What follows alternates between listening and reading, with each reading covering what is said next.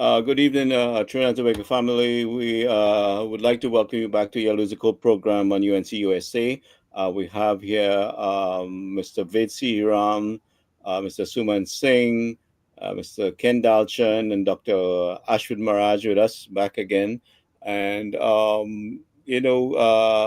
we uh, we have recently seen an article by Mr. Ken Ali, should be joining us tonight. I'm not sure, if he's run a little bit late, but the price fixing in the pharmaceutical industry in Trinidad and Tobago, where we seem to have a lot of issues with the pricing, the accountability of the drugs board, and there's a lot of things that we have concern about on the quality of drugs. So there's quite a bit our government has challenges in fixing.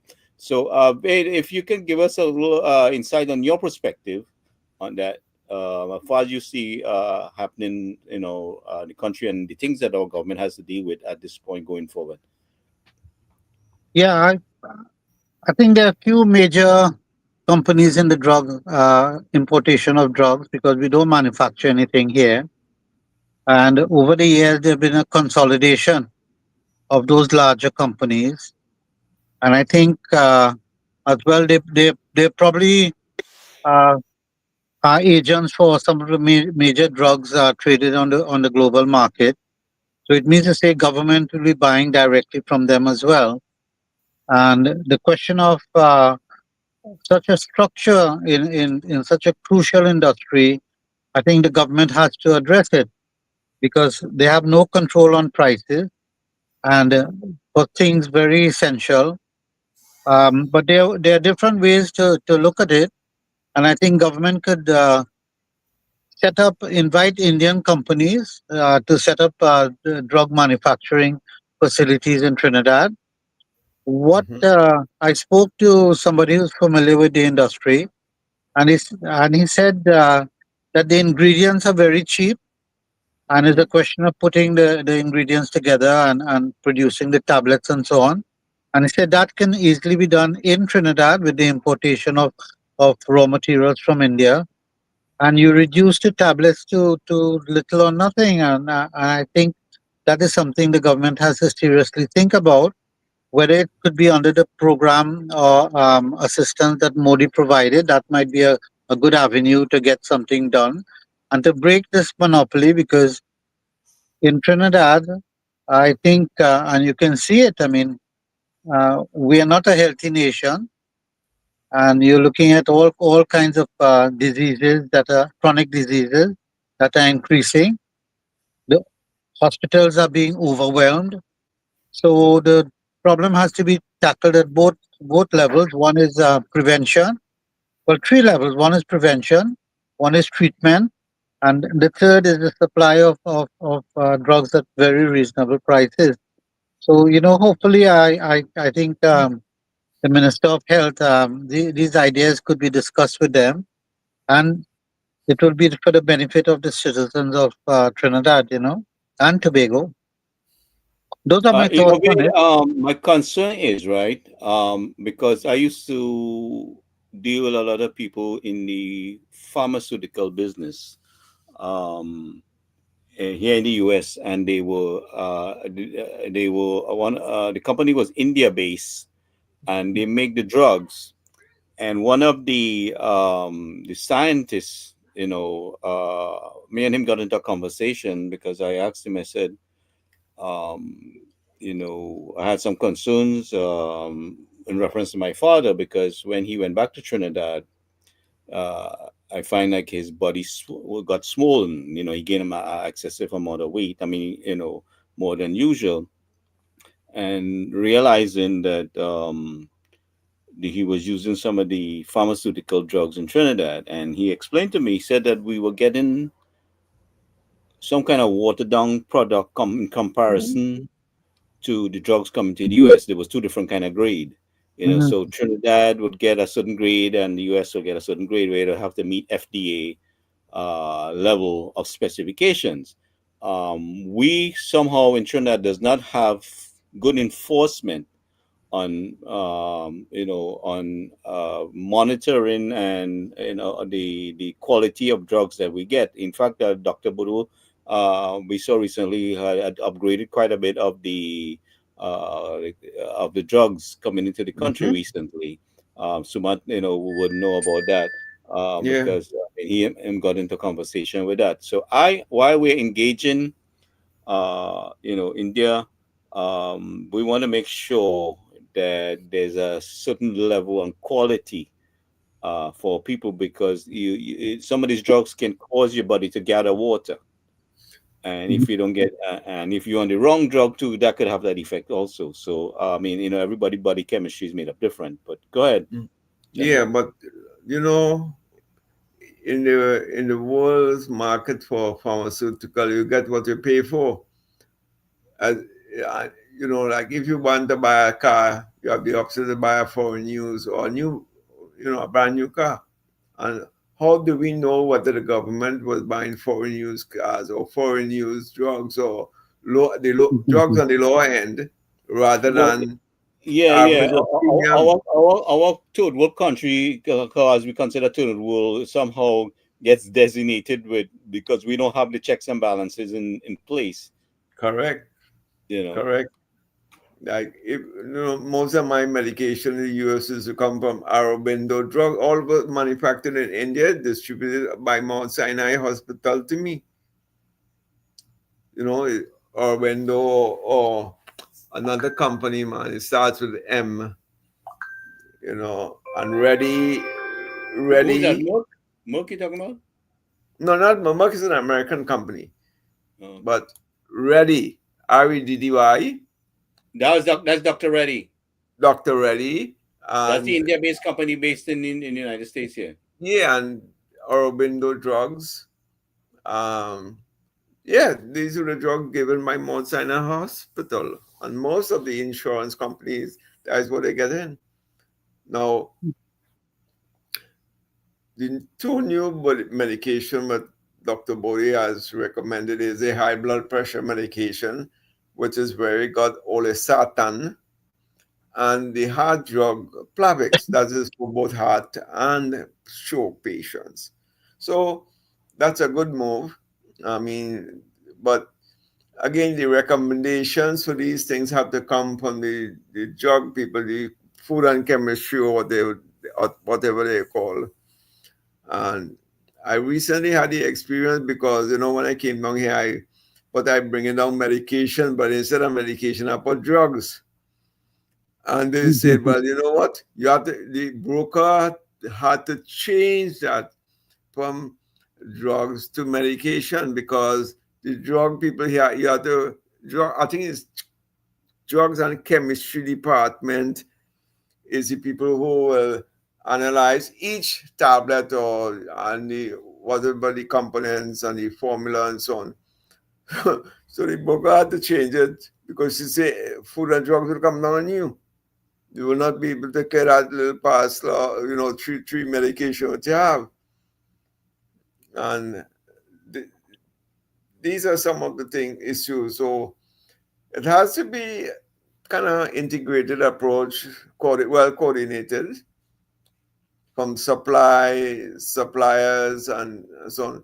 But my understanding is that Costa Rica is the big transshipment point for a lot of Indian medication throughout the Caribbean and Central and South America. So that's a biggie there. So I don't know. It's a good idea for us to take over that role if we can. I mean, Get the Indian. India is very capable. It's just that all I'm asking is that we have to pay attention and maybe get some help from the U.S. in far as their Y- Food and Drug Administration, Yeah, being that we're exactly, dealing with the U.S. exactly. to get You some need to get that support to expertise. put that kind of mechanism in Yeah, place yeah. where we have the proper monitoring of the pharmaceuticals coming into our country for quality. You know. Mhm. You're absolutely correct, Gary. It's just like Chinese steel, right? In Yep. the US, some of that Chinese steel would not be able to make it here, right? Right. Because although it could come in, but it's at the lower end of the spec. right? So in the third world countries, for example, the US here, we have certain standards, specifications, and testing and so forth for these materials, Yeah, right? U.S. Customs will Before, be checking those material as they come in. yeah, before it Yeah. could be before it could come in, to ensure that it's safe also. There's no sort of fumes like toys and stuff. Remember when there was an issue where there was a bunch of Chinese toys came in Mm-hmm. and they had an issue with Mm-hmm. some kind of fume that were getting people sick and stuff. Even Mm-hmm. I did when I was in grad school, I did a project a report on the Chinese drywall Gary, where they had to demolish a bunch of homes because the electrical was having to corrode and stuff. They brought in some Chinese drywall and they used it in Florida, right? And I don't know what type of recyclable material they used there and how this thing slipped in, right? Again, the home builders looking to cut costs. They're looking for everything cheap, right? And the homes that they built had to be demolished, and there was a massive lawsuit. So again, we have to be careful how we are importing things in Trinidad, and we have to have the right experts and expertise, right, to be able to evaluate and ensure that what's coming in meets first world grade or first world standards, right? Correct. Not that they Yeah. have a third world something for we in third world there, and they figure we just third world Well, people, we know right? We don't we matter. told what countries. I mean, Trinidad might be in a better position, but a lot of poorer countries get certain things, even with sent to them that because they don't have like us, don't have the checks and balances in place to monitor quality. You're correct, Here we would correct. see U.S. Customs on the port. They would break open a container and start checking, and you don't know. I mean, I've seen that myself, many times. And they check for brand name matching and It, everything. If it's it has, actually the genuine product.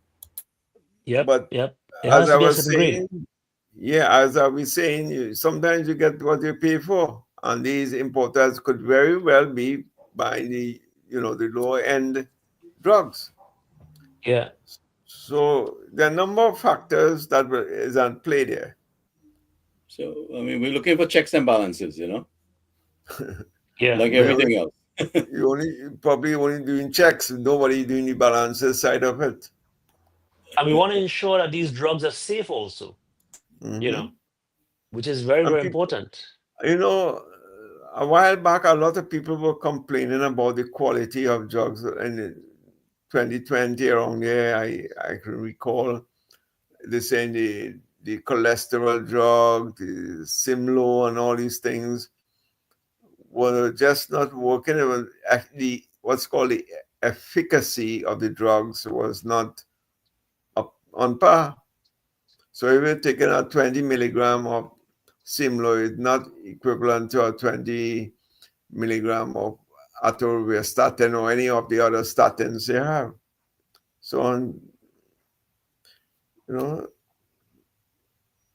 I think we this need to check out those people who living out in the bush and living 100 and something years, and they're mixing up their own something, and we'll get some feedback from them too and test what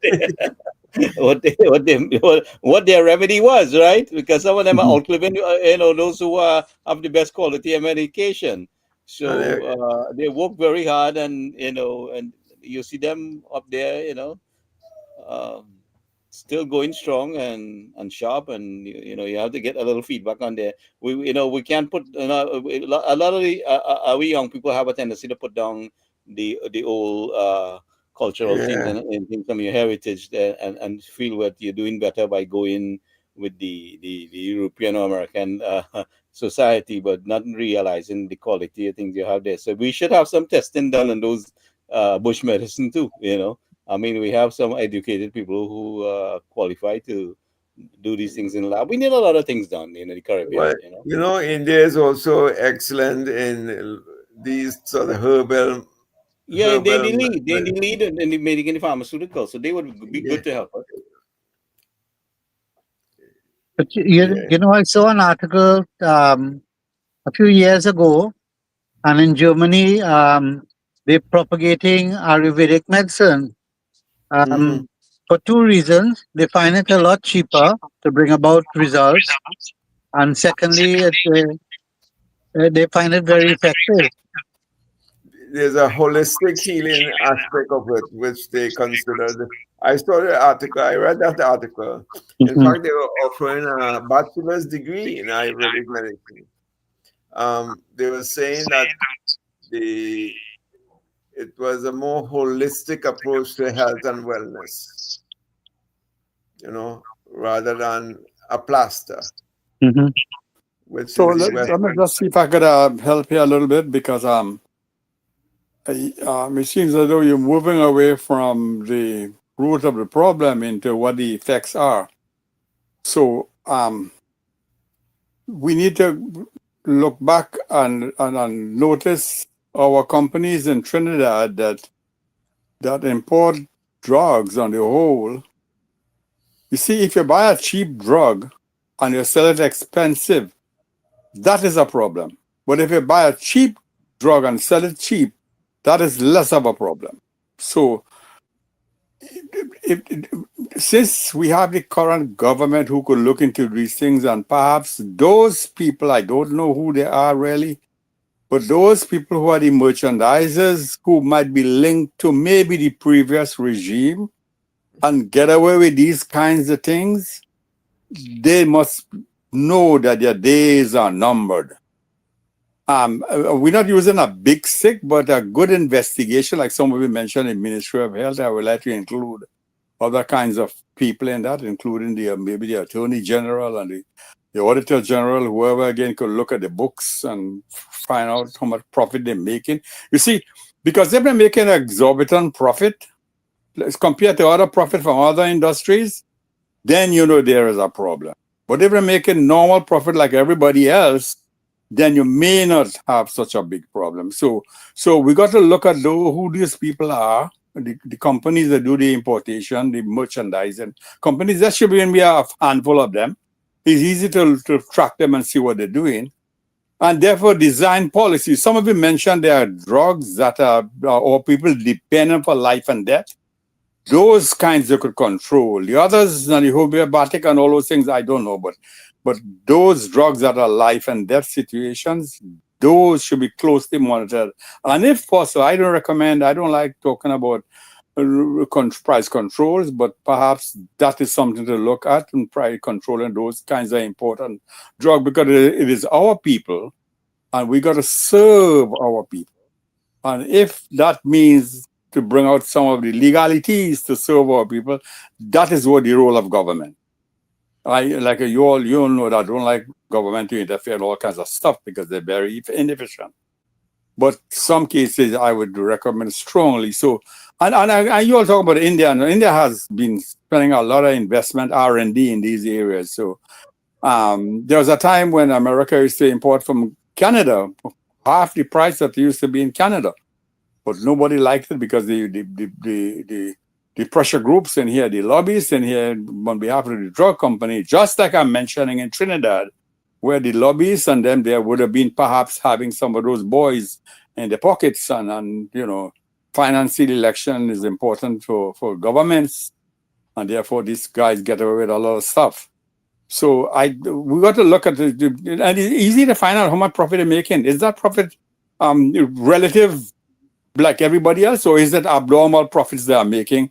And therefore, if that be the case, then definitely that is something they are really price gouging our people, and that should be not allowed to happen. I mean, we're asking this government to do so many things that last night I was thinking about, we want to get so much to do.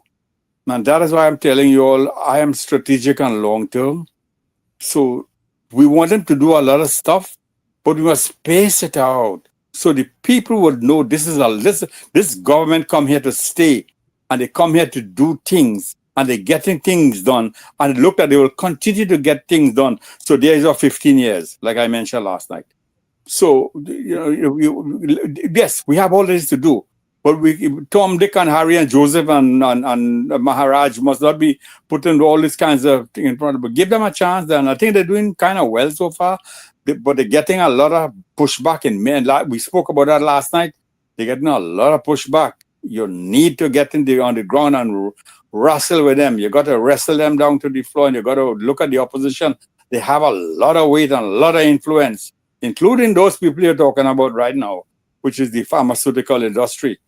I don't know whether we have any Indian names who run in these pharmacies, but I guess they're getting the goods from those same 1%ers, whatever you want to call them in Mhm. Trinidad, the merchandising companies. So, and I bet you might know a little bit more than I do about those kinds of people who I'm talking about, but because I really haven't followed up to see who these people are and what company they come from, what they really do. But I know if they make an exorbitant profit, something is wrong here. All right. If I may just put a scenario to the team. We all know who is Prestige Holdings, right? Yes. I happen to trade in the Come on, stock come on, market. I give me a have minute. a note, Yes, I know. Yes. right?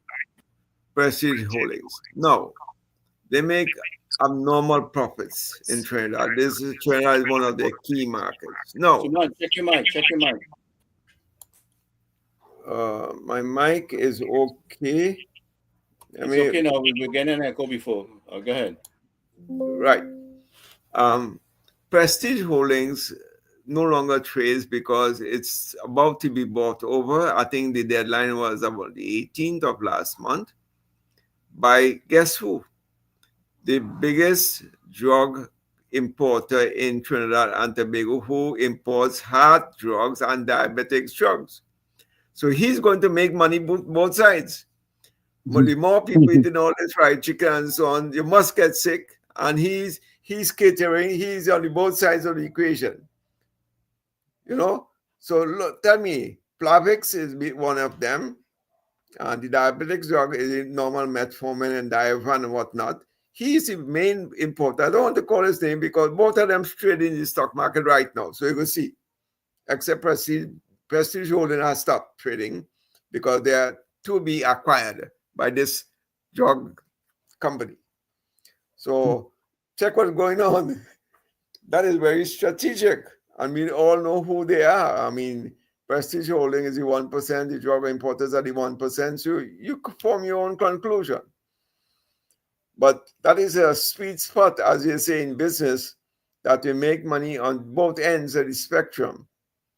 Once you're selling fried chicken and people must get sick and they must buy your medication at the end of the day. So that's a great business formula.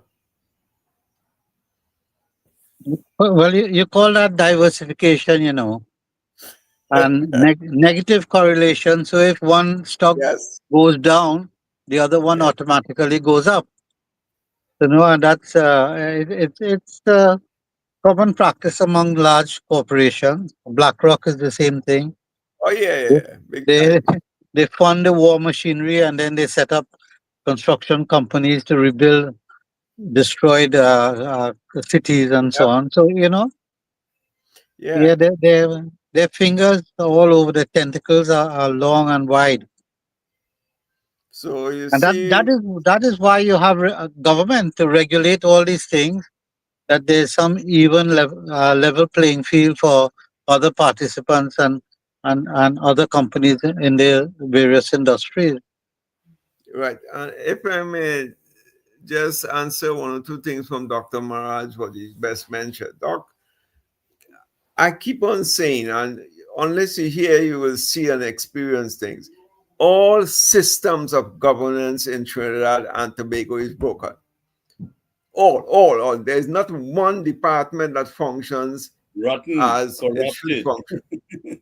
Corrupted and deliberately so. I will say deliberately so over the past 10 years to give the PNM a free hand to do what they have to do, all the corruption, so that at the end, there's no paper trail in something, no contracts on something, no signed contract. So these guys just go scot-free. It is deliberately done. Now, to go and reconstruct this economy or this nation, you got to look at each and every ministry, state corporation, statutory bodies, service commission, teaching service commission, every single thing, legal service, every single thing is broken. There's not one that functions the way it's supposed to function. So give me an idea how long you think that will take place or come into fruition. Some of these things will not be done over the 5 years' time.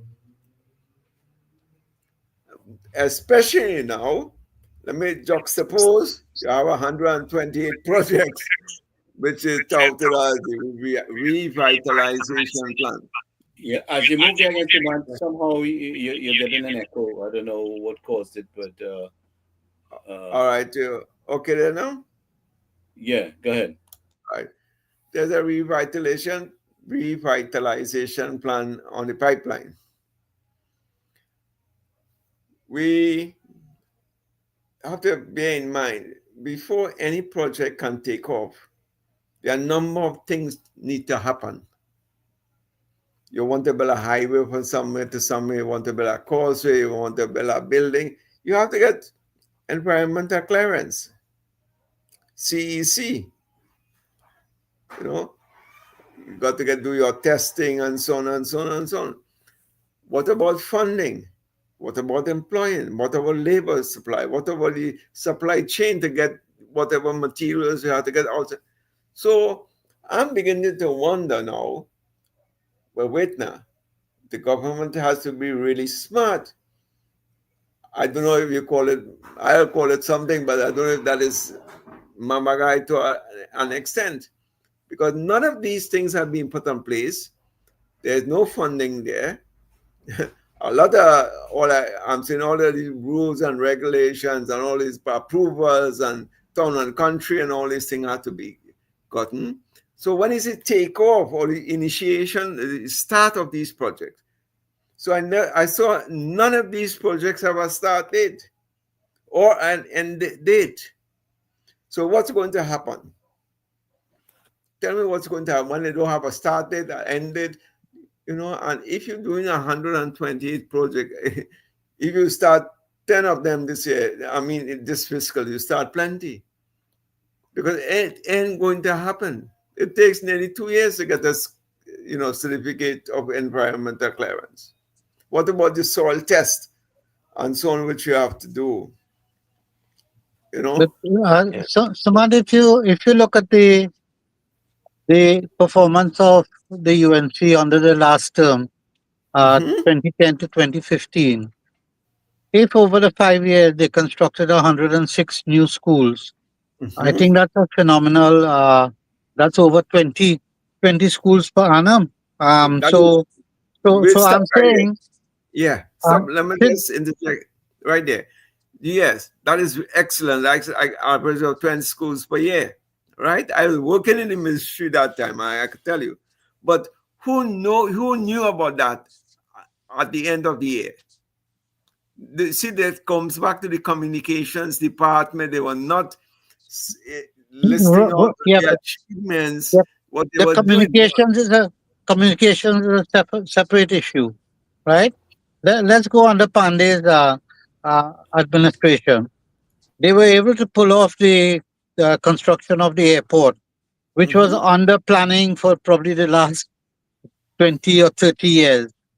So I think in terms of performance, they have learned the art to live within all the limitations and the restrictions.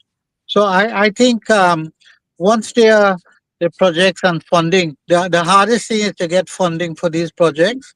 But once that Mhm. is available, I think we could expect a lot of work to be done. I'll give you another very simple example.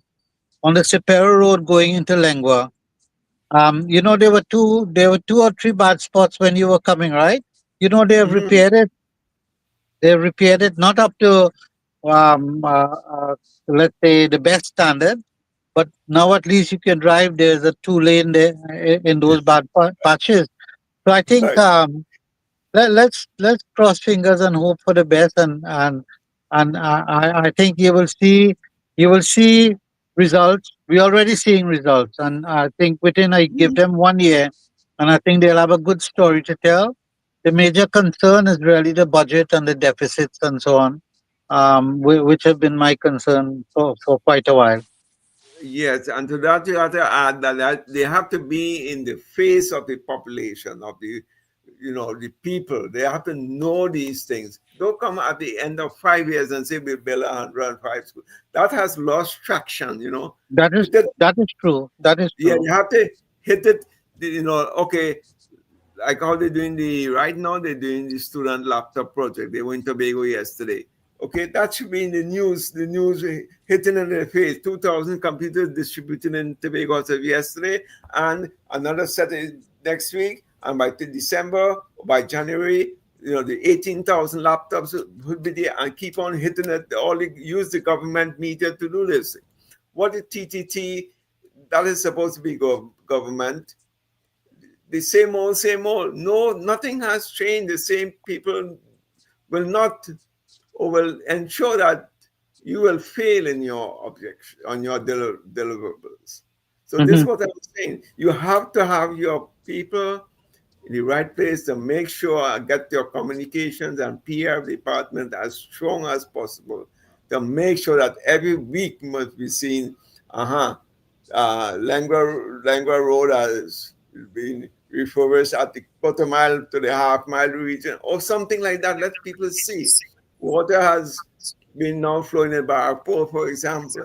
Let them see. And that is the type of information you need to get out. And PNM is excellent at that. Even when Israel go and they open my pipes and that is news. They put a shed. Look at your screen there, gentlemen. So, Suman, I'm getting that feedback from you again. Anyway, so look at your screen, and this is what we see happening that we didn't see too much happening under the previous government. All we was hearing about is dragon gas. But now you see several projects popping out, and the interest of foreign investment is coming right back in. I mean, and we've been about 7 months in government now, and I think we are making drastic progress with our natural resources, and we depend our high owner revenue resource, which is the oil and gas in industry. So I think Dr. Munilal is making some very strong headway there, and our government is attracting the right resources back into the country, which I think those projects that are being recommended, I think we could make some headway with it because things will pick up. I would say by next year, around this time, you will see some drastic, developments. But go ahead. Yeah, you mentioned Prestige. Is there another one? Like, do you know all of them, or you need some time to look to see which is which? Because that might be one, but there might be others, isn't it? Wade could help us with that area. He might know a little bit more on that area. You mean with regards to what's happening with No, Prestige? the merchandising companies that do the drug importation. The big one. I think Bryden is one, and I think one of the companies bought out the next one, so it is sort of consolidated in the industry. But if you look behind the scenes, you have to find out, as Suman said, they're operating on two sides of the fence. One with fast food, and the other one with drugs. So I think if you look at the common shareholders, they probably are the same people who are involved in those industries. And I think government has to look at it carefully. And to see whether that serves the national purpose or whether those industries should be broken up. I don't know if you recall the time when Enron went under. Then they looked at companies that, for example, the banks at the time. They looked at the banks and said, "Look, no more joint product offering for insurance and banking." I think with subsequent government that has changed, but there were good reasons for it.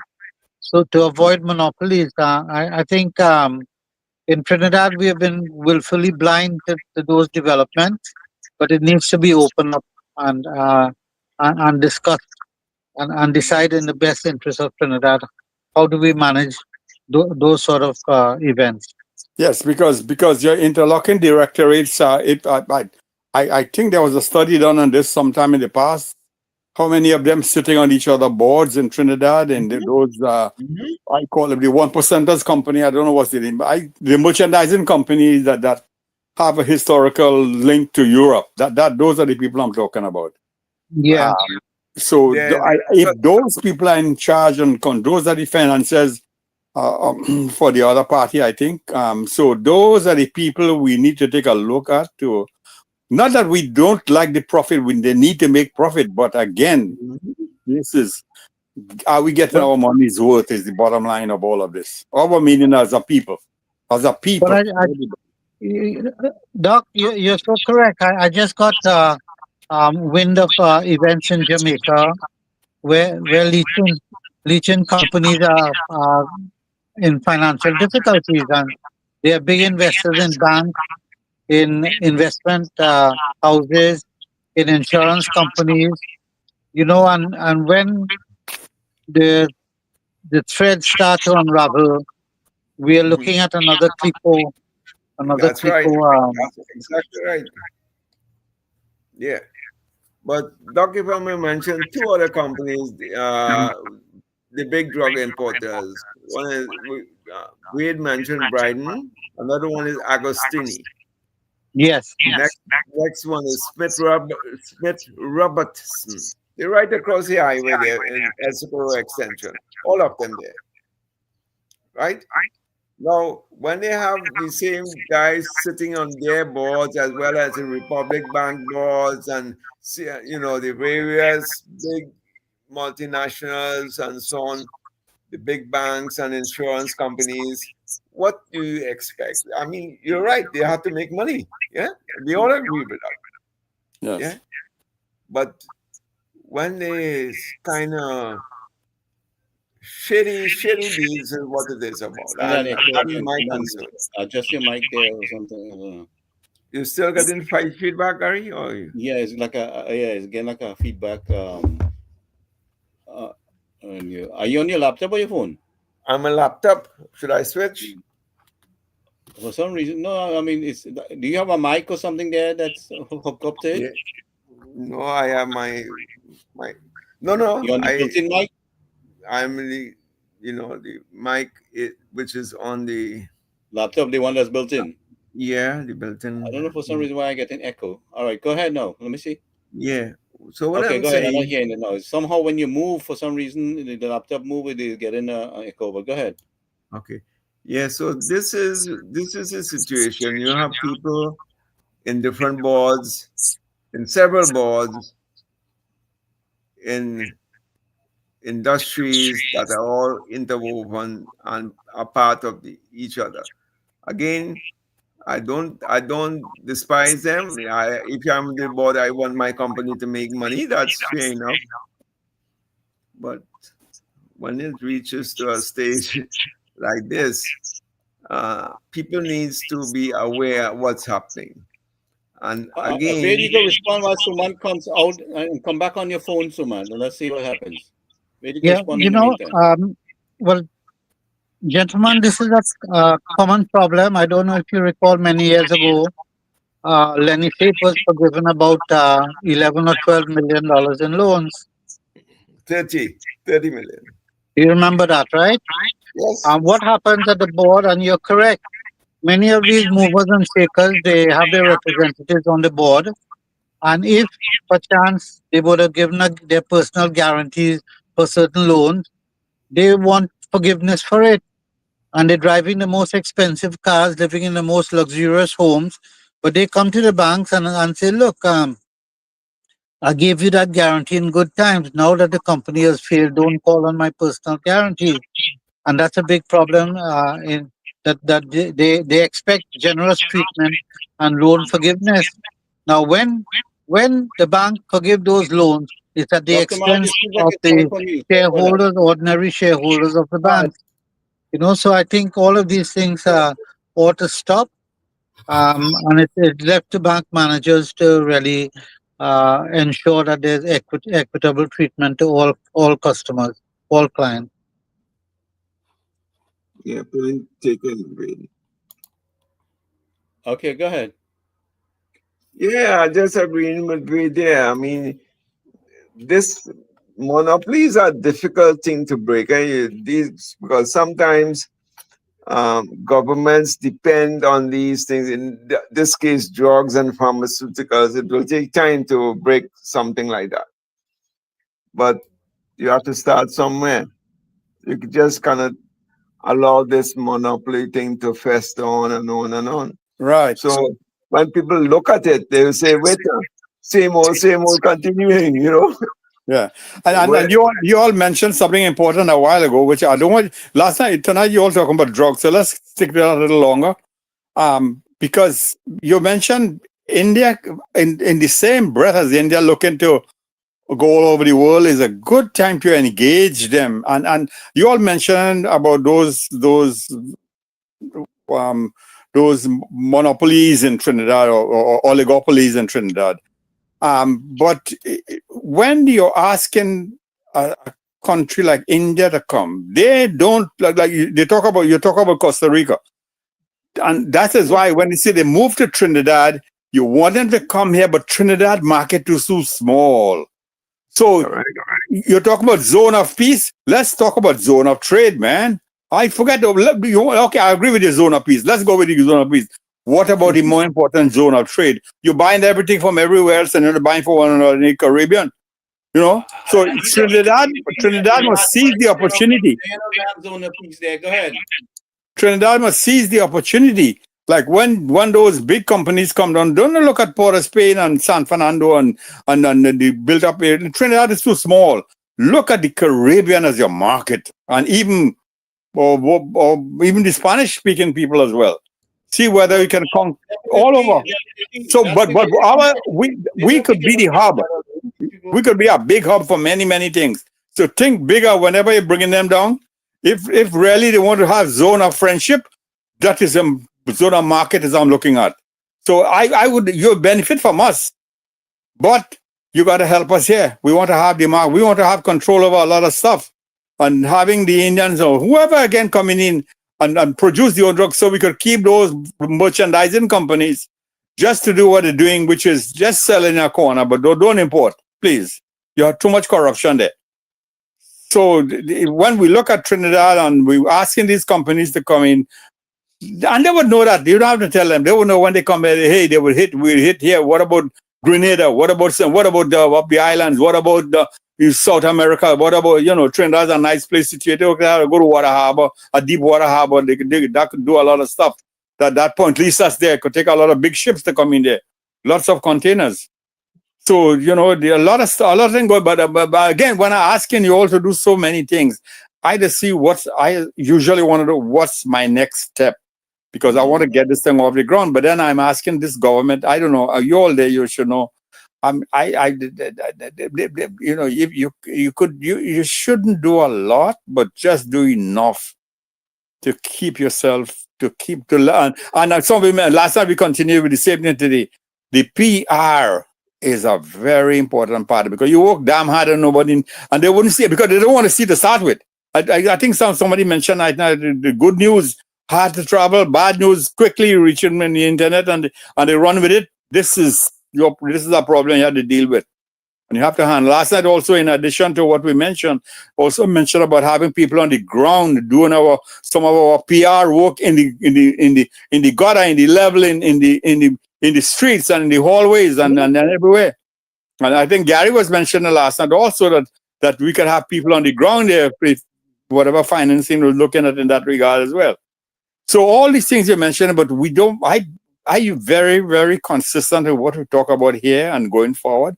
So I want to link back to what's our trend is, because I don't want us to only be a talk show, which is important also, but some kind of action has to happen after we finish talk.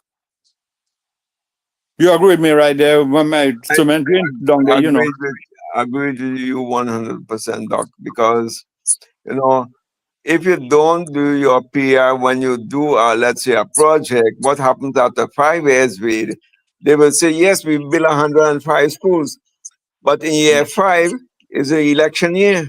And what happens in the election year? How do people think? They tend to gravitate among party lines, racial lines. They don't care at that time. Yeah. You know, They make up, yeah, they make up the middle also, street. the Yeah. also beat the performance in the FI. In election year, Old Yeah. Talk always beat Yeah, performance they win. because they Yeah. have not exposed what they were doing. Nobody built as much things as UNC did in 2010 to 2015.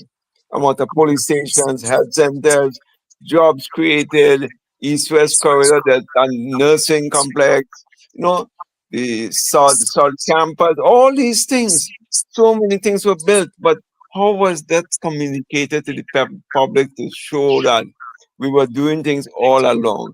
They only started to put advertisements in year 5. And in year 5, that is to me too late. Who is paying him? Already paying him. Who is UNC? Already UNC, you know. And people tend to go up to these meetings just for the entertainment side because people have made up their minds on these Yeah. things. Yeah. And Trinidad that, is that, always voting on racial lines. No, you can slice it how you want. yeah. You have And to have last night, something.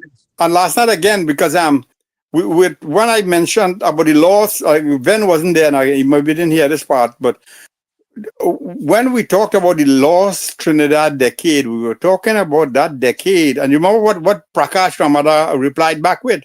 And he says, the lost future. That's a good one. That's a good line. When he says the lost future, you look at it, because when he elected the PNM, that time is a lost there. And they were, that I said as a lost Trinidad decade. And he says it's a lost future. Which is another way of looking at the same coin from the other side. I never thought of that, but that was a brilliant rebuttal he gave me on that one.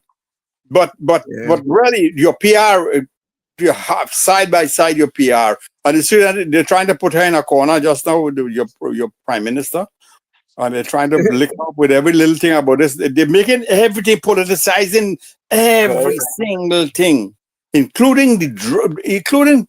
You imagine you lose 649 people died. I don't know what year it was, and you still playing around with these things, and you hear that big.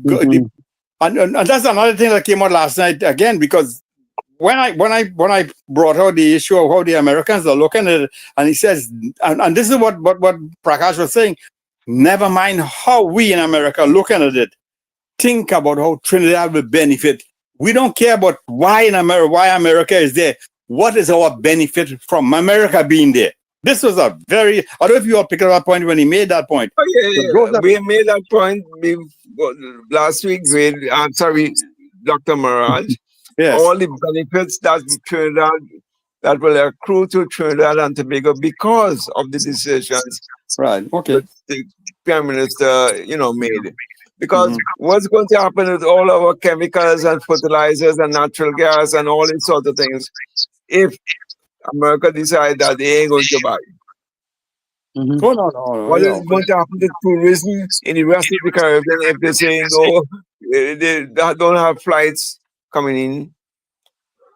So you see, we are what we call price takers, as Wade will say. We are totally dependent on the actions of other people. And you dare not anger the people who supports you, who you export to, because all they have to do, and I think Wade will understand that, like what they did to India. Trump will say in the morning he got up and say, okay, 50% tax for everything coming in from India. You know what they did? India, China, Russia, they started to trade in their own currency. They dumped the US dollar. They dumped the US dollar, billions and billions and billions of dollars. They sold all their debt. US debt is being sold off at an alarming rate. Same thing as British debt. Being sold at an alarming rate. So Russia and India trades now in their local currencies, bypassing the US dollar. And that has Trump and them so upset. The Chinese yuan too is being traded like an international currency. So what is happening is that there's a whole total shift in the global markets around. And most of that is pertains to oil. Third in the lead under China with in economic progress. I saw something last week. I think I had posted it. India is like third in line, but India is going very fast ahead with everything. You know, I mean, whether it's technology, well, they're leading in the Mhm. technology. Forget that. The industries. You know, they have some challenges right now with the pollution because of the amount of factories and things were not properly well regulated. And you know, and maybe they need to put some filters in the factories where they can reduce this emission. You know, Carbon emission. Yeah. yeah, so What that's something they happened? might have to work with. But India is unstoppable at this point. And there's one simple reason for that. It has shifted and surpassed. It's the third largest economy in the world. It's the fastest growing economy. Imagine 8.2% per Mhm. annum. But the real strength of India lies in their population below 35 years of age. Mhm. There are 900 million people under the age of 35, very productive, very skilled, very knowledgeable in all areas of life, from medicine, engineering, you know, AI, technology, what have you. So that is, if someone don't want to buy the Indian products, hey, that market is so large itself that they all will be sold in India as it is, Mhm. you know. So No, but they don't Suman, depend I on don't the know if you've been following, but India has strengthened their ties with the African countries, big and time. they're They're the making biggest sponsor. And you know what? They're not doing it as the Americans or the no. Europeans did. It's So win-win. that racial cabal in the PNM should take note Yeah, because Modi has is well embraced in Africa. big time. And you know what? It's it's win-win for both sides. For both sides, you're correct. You're correct. And that is hurting the Americans and so on. Mhm. Even after last week now they had this big conference in South Africa. Just South Africa just decided to sell all the gold and diamonds to India instead of the Mhm. US. So they are seeing it where it's there South Africa is winning and India is benefiting as well. Mhm. So, you know, if the ornaments what is being sold now to Africa at a much reduced price, a lower quality, but at a lower price. Mhm. Hey, so what? So this cooperation is what is hurting the US. This is the South to And, South and trade. Dave, you guys know, and Ken here, and Dr. Maharaj, that everything here in the US is highly marked up. Big time, boy. I mean, Yeah, extremely marked correct. up. You know, some places it might be 500% or 1,000% Gary, compared to where they, Greg, for during manufacturing costs and stuff the, like that. the cost of an iPhone, how much does it really cost? Yeah, I mean, even the Mhm. pharmaceuticals, the Probably a few price is dollars. so much Yes, marked up. an iPhone 16 costs Yeah, a $12 to few dollars. produce. Yeah, amazing. How But much But is yeah, sold, Gary? what How we much is need, your iPhone? Gary? we need to get our act together in Trinidad and in the Caribbean in how we manage our affairs, and more look at long term than this short term of grab what you go grab and it's me myself and I kind of attitude. The whole concept has to change, and people has to understand and really look at the bigger picture. And if we can do that, things will work best for all of us. Yeah. Um, But okay, Ken, go Gary, on. what about manufacturing? We need to, we talk about manufacturing here, inviting companies from India to manufacture drugs to be maybe look at China as a manufacturing hub for the Caribbean and Latin America, right? Mhm. Now, a liberated Venezuela, right, where democracy is restored there, which the US is trying to achieve right now, right? Now they have, I mean, the world's largest reserve of That will oil work. and That will gas, work for us. right? That will be a big plus Gary, for us if things were to Gary, here's flow there. something. If somehow, some way, we could connect, I mean, Trinidad is just in the shadow of Venezuela, right? 7 miles off the coast here. If there's some way we could build the infrastructure and work with the Venezuelans on their side to build a tunnel, transit No, no, tunnel, no. right? We don't want to go to for security reasons. We don't want to, even though it's something that we don't want to go that route. But it could be something to look at a feasibility later on, right? Because we Yeah, I now thought of have it, but I access to dropped Latin the America. idea because I think it will be a risk for us. Well, look, we have to think, you know, uh, about diversifying the economy and Yeah, yeah. I marketing was looking at Trinidad. those 24-mile bridges the other day, and I was saying in my mind, but I mean, it's only 7 miles of Venezuela. But let me tell you Well, something. look at the channel. Look at the channel from London to France, France. right? Yeah, that was a lovely project. It was built under the sea, and right now you have a tunnel boring machine, right? Under the sea, parked under the sea there. They took two tunnel boring machines, one from France and one from the British side, and they started Mhm. tunneling. When they came to the middle, right, one just went this way and the other came back out the next way. So one is parked under the English Channel there, you know. And now you could take a bus or a train and go straight to France and Europe, and you have access to everything. You can come back, you know. So yeah. So I think if we have a liberated Venezuela, right, and now look at it, you could also control what's coming in, right? If a truck of goods or merchandise is coming in, we pull it aside, we check it, we screen it, we X-ray it, etc. You know, um, I believe things will be much more regulated and structured, and it will open up more economic doors for Yeah, you trade. can open up a big market. I mean, all the way to even even from the carcass end too, we could look at something there. But Of there course. right now there is too much risk, and I wouldn't go that way. I mean, at that point, carcass could use an airstrip. We could look into down the line there, but the whole concept about the making Trinidad a hub, especially along the Gulf, and then like we've been discussing. I mean, we must have been in and out of some of the conversation, But where you seen the videos, right? Where the proposal for developing the country, right? That they had recently brought forward. You saw this. Welcome to Trinidad and Tobago, our vibrant twin island nation, now emerging as a global logistical hub. We're unlocking new pathways, connecting us to the world, signaling that we are open for business.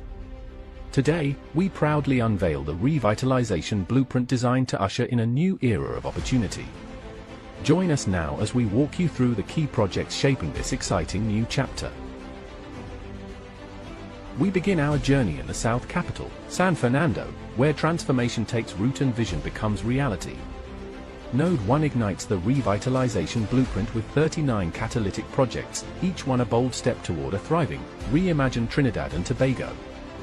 The key subnodes include Plaza San Carlos, the vibrant waterfront living district blending commercial and residential life, and the pioneering health city.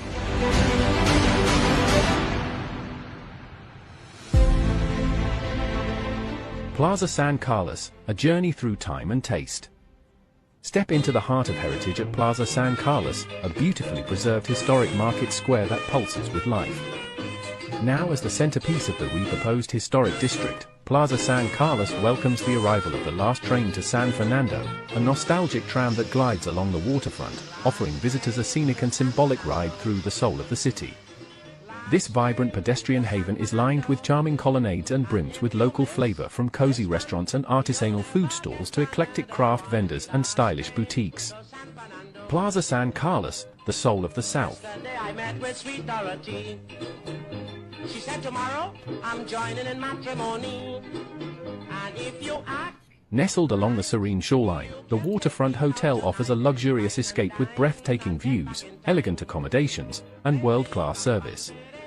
Whether you're here for business or leisure, it's the perfect blend of comfort and coastal charm. We honor our island's role as sanctuary to the majestic leatherback turtle. This cutting-edge convention center stands as a living tribute to global connections. The center welcomes international summits, corporate dialogues, and vibrant cultural exchanges, all under one roof. Wake up to the aroma of breakfast favorites and vibrant local produce. The Alfresco Market is the place to be. From live performances under the stars to weekend yoga and family fun, this dynamic space is the heartbeat of entertainment and activity. Whether you're catching a concert or kicking back with friends, there's always something happening here.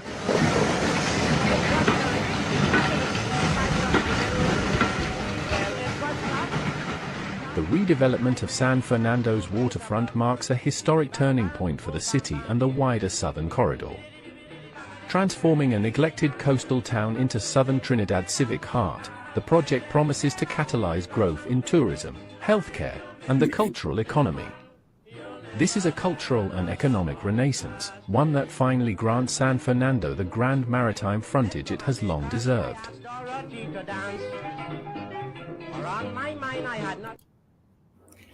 So, I mean, that's just a little introduction, a reminder there. But, you know, Ken and I also made some proposal that in reference to the causeway, I think you must have been a little bit part of the conversation too, that fits into that project, Vade. So we have a lot of potential going for us. It's a matter of, you know, really working on it and moving it forward. And I think it's possible, very possible, you know, should we able to really put things in perspective. And I mean, That's true. we have the interest of our investment that will come forward, but we have to deal with the crime. Definitely have to deal with the crime. In fact, I listened to the Minister of Trade today, where he went to North Carolina. Yeah, I'm hearing you're not, you're not fully in. I don't know. I'm basically hearing you. Yeah, I don't know what's wrong with your thing.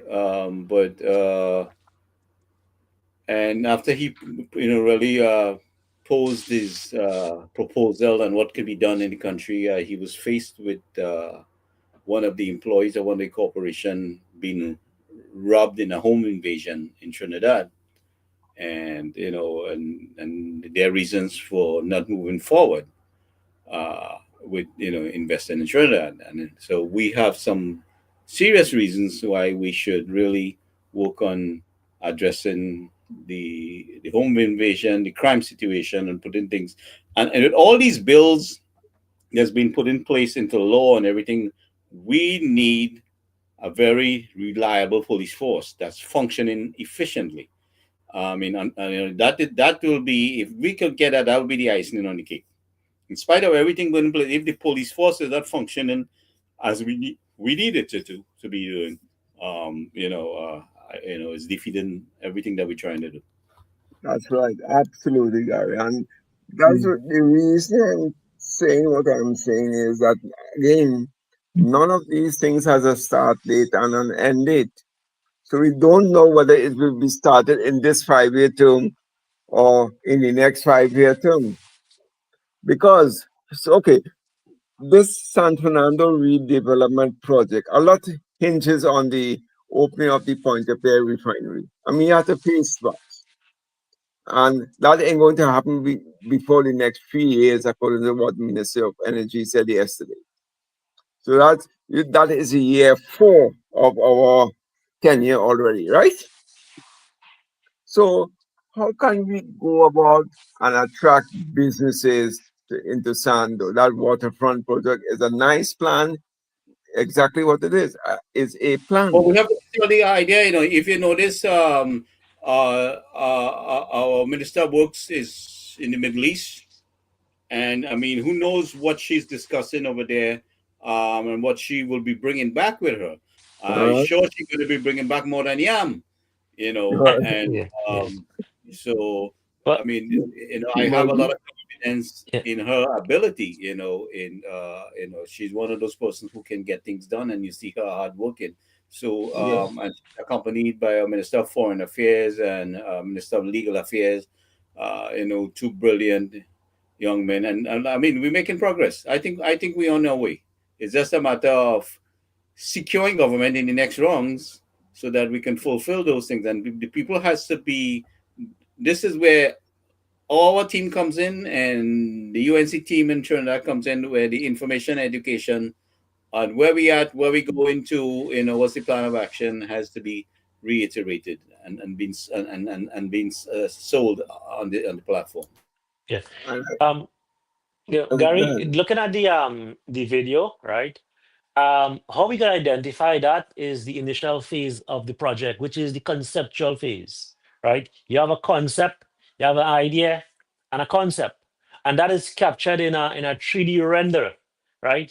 Where you could do a fly through video of it, right? And you could actually see what it would look like, you know. So I think now we are that phase, and the ministers and everyone, they are now trying to now secure the financing, so we can start with the more detailed feasibility, the more final drawings, conceptual drawings, then we move to the final drawings and stuff like this, and then we start to build, right? So we are at a phase of our project, right, which is which is the early stage, more or less, phase, and that is the conceptual phase, right? Right. So while we're looking at the conceptual, other stuff is happening. As we can see, the Minister of Works and Infrastructure, they're making the rounds, right? Trying to secure the foreign investments and investors, right? And they will be marketing this concept also. Like I have a friend and a client, and he has a piece of property in Trinidad. And he said he wants to develop it. He wants to build a building, a commercial, you know, stuff. So I said, look, before you build that, right? He's going to do a soil test to determine type of foundation or type of building structure we could put on our site. So I said, look, once we get that done, what we will do, we'll do a concept, a conceptual 3D design. And you will take that now to your clients or your potential clients, right? And market that concept and see if they could buy into it and put a down payment, right? And that's how it's done. Sometimes you sell an entire project without breaking ground, you know, or spending a cent. So yeah, so we are the conceptual phase here, right? We've captured a concept, we have an idea based on a need or whatever, and that's what we're working with right now. Could it be built? Of course, right? But it requires money and financing. Yeah. But again, it comes down to, as I keep on saying, you see that Point-a-Pay refinery, that was the heart and soul of San Fernando. If that refinery fails to exist, San Fernando is a dead zone. Now you're talking about attracting conventions, businesses, and so on, but which company is going to come to do their convention in a city where, they don't have first an airport close by, there are multitude of traffic jams all around from PRQ. The people who go to conventions not like these. But Convention you notice what centers, Kaka said last night. That Camden airport in Cuba there, that should was be that accommodate should be private jets. that You know, should be something well all right. thought They out. don't have to And go through the regular process where the rich multi-billionaires just come in and out of the country without the hassle. this is Yeah, what that will definitely drives, complement. boy. Gary, That will complement the project. this is what drives development. When you have private entrepreneurs and big shots flying in private jets and so on, this is what will drive an economy. Don't tell me, okay, I want to have a medical conference and I want to bring in people from all over Europe and US to come to San Fernando to use that convention center. Look at the logistics. Look at the logistics. So unless that Point-a-Pay refinery is started up and starts to, refine all and so on and get the money circulating in the country first, then and only then you can attract businesses to come and fill these rooms for you. Because unless, when the refinery closed, Marabella and San Fernando became ghost towns.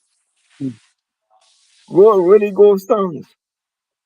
So we have to be kind of careful that we looking at the video, it sounds nice, sounds good, everything that is well thought out, in my opinion, but the concept is good as well. But you have to, when you start to nail down to the hard facts, you begin to see. Now, convention centers and so on is near to transportation lines, airport, rail, road, good road network, and so on. Well, that's why we have people like Ken involved. Well, somebody post a phase one, you know, um, road infrastructure upgrade, right? And it could be expanded upon to a phase two, and even connect the larger network, right? But yet, Mhm. I hear I what you're saw saying it. with regards to upgrading the infrastructure to meet the needs. Because when you start to bring in people from all over the world and stuff, you will need a private airport to bring in people who are billionaires or who are CEOs of companies and so forth. So yeah, so Camden is a big plus. That will definitely complement, right, the whole development, right? Well, we also But do have also, we do have an accommodation area there for private jets at Piaco, but yeah, um, yeah, but Cuva will bring people out of the traffic and straight into Central, and it will be where the industrial ports are right there. And we also talk about expanding the ports along Central in the Gulf there from Felicity area yeah, that yeah, we are thinking of and recommending, and that's why we recommend the Causeway and That's right. the Causeway, the park and ride around the boat sanctuary, the ferry port, the tourist. Like I strongly believe in the tourist ship should come into Central area, not into Port of Spain. definitely, definitely. Definitely, along that Felicity area, Felicity Cuba area there, we could. Well, I know Cuba has the industrial port, so more towards Felicity, you could make an accommodation for the tourist ship to come in. So you don't have to beat the Port of Spain traffic now. You're coming straight into the midst of the country. Now, And also, Gary, and sorry the to other cut. part is from the Toco end, where we got to work on the Toco Right, end. correct, correct. A ferry to Tobago, right? Yeah, And and also, when we look at set up the that port there, that port area there too. yeah, when we look at the ease of movement of moving mass traffic and flow and stuff, we're looking at a road that connects Manzanilla to Central, right? Cutting the island in half, going running straight across to where that girl up Yeah. lives The beach, in the beach. Beach, right? So there are road infrastructures there that we could expand upon, and connect, right? So it is doable, but we have to have the project financing to get it done. Yes. Yes. Yeah. And But what? also, Uh-huh. sorry, with a big large scale development project as what we're rolling out here, right? We will need to upgrade the infrastructure, right, to facilitate and compensate the new capacities or the new loads. For example, the road capacity. You know, Mhm. people. Somebody made a good point. People don't want to be coming from foreign countries and get stuck in traffic for 2 hours and deal with flooding and stuff, right? So we'll have to deal with all of these things as we move forward as a whole. So it'll be a holistic approach here. Yes, we have the conceptual designs, we have the project financing, we have those things that are happening, but on the ground, what we have, the existing infrastructure has to be upgraded, right? And we spoke about this also. We're addressing the flooding, we're addressing the traffic congestion, and also the crime, right? You can't have tourists coming out of cruise ships and getting robbed and their gold chain being snatched and stuff in Independence Square there, right? We can't have that. You Yes. know, everything is a matter of priority and Mm-hmm. the question of scarce resources. So we have to decide.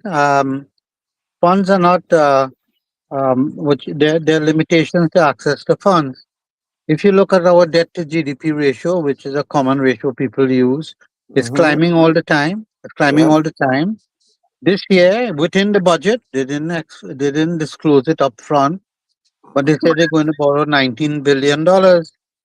So if within 1 year our debt, uh, total debt, that is government debt, not the country's debt, not the household debt, and so on, climbs to about 170, which is equivalent to our GDP. So where are we going to get the funds? And I think whatever investments we make, we have to be satisfied that it's feasible. Not All only right. Correct. feasible, not Correct. only feasible, but it must be. We have to gauge it to determine, is it a plus for foreign exchange earnings, or is it a use of foreign exchange? So that's whilst it could be feasibility in terms of TT dollars, is using foreign exchange. So we have to be very careful All right. to set up criteria for evaluating these projects? Well, No. I think the cruise ship complex, expanded cruise ship complex, right? Right away, we're talking about foreign exchange coming in there. Tourists are coming in with, Not a problem. Our problem, Ken, our problem is not just bringing in foreign exchange, you know. Our problem, and no, none of the economists, none of the country planners or anybody looked at our propensity to import. If our propensity to import is 100, whatever little foreign exchange come, it goes back out, and a few people will get access to it, and that's it. We have to address propensity to import. I'll give you one simple example. I looked at a schedule the other day, produced by one of the international agencies, in terms of dependency on food import for food consumption. We are 94% imports. 94%. and we have to, that's something we have to deal with. And I believe they address that also to cut that by a couple $1 billion, right? But Yeah. that's a good point. But look on the screen here, not to deviate, right? I think what we're looking at that red box there, that's a ferry Mhm. terminal in Felicity. And it's connected to a causeway, right? And that is connected to an expanded road network throughout Central. And this Yeah. is the road I spoke about where we connect from somewhere Caparo over there, going straight across Londonville, going Touch. straight across to Manzanilla, picking up all those Yes. small towns Mm-hmm. like Beach and Plumita and these small towns, right? So we'll see some revitalization happening along that alignment, right? And it will open up the country also. So from some central, you could run across to Manzanilla, go by Bodo and eat a roast fish and something there, and then be back central in less than an hour and a half, right? Right. You have But to, Ken, you have to look at these things holistically, right? Let's say Mm-hmm. we go to Manzanilla, we enjoy a dinner and so on. It means to say we could have enjoyed a dinner in Central that that they will be forfeited. So we have to look at this overall to see what impact any of these developments will have on the overall economy. But there's other low hanging fruits, for example, and I've been raising this point for the last 10 years once I start talking on the shows or medias and so on. Why do we have a Port of Spain is a massive cost center, massive cost center, and 400,000 persons going to work in Port of Spain. They produce nothing. They produce nothing. I said, what is it Plus. you make for the day? They produce nothing. All they do is shift ownership of assets and and bleed a good bit for their own pockets. So we have to be careful about what is our priority at this stage. Now, Most important. infrastructural development is fine, and one of the big argument is you put in a highway, plenty development along the highways, but go and see the highways that we have put in. There are no developments, manufacturing or anything at the sides of the highways. None. None. well, You do, well, you drive down to Point 14. There's nothing going on the side of the highway, but Well, that's one of the rationale for it. that's because we came out of government. But if we had stayed in government, by now, it would have been something there.